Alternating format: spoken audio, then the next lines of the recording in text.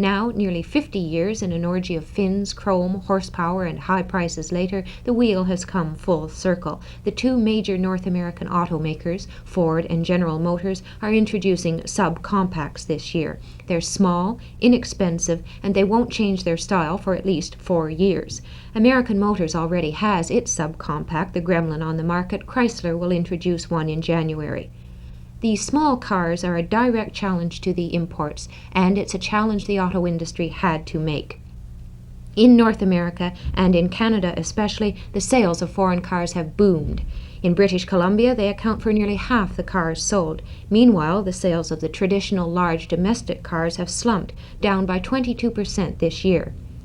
Here's how Ford marketing executive David Carter sees the small car buyer. Well, research again tells us that they are fairly affluent people.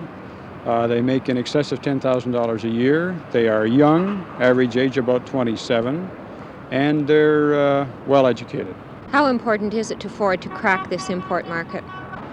Well, from an economic standpoint, it will be disastrous if this car does not significantly increase our total penetration of the market.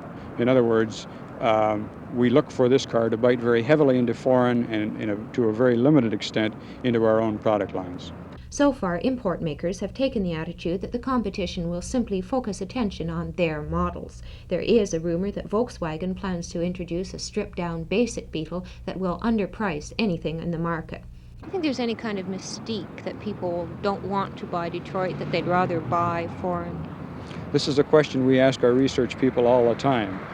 We can't answer that one.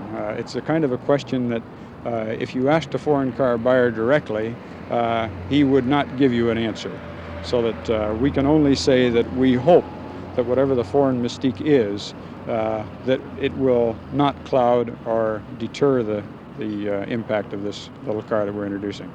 One thing that the automakers do fear is that the North American subcompacts will compete with each other while the import market goes merrily on its own way. If that happens, the American auto industry and a lot of Canadian jobs will be in real trouble.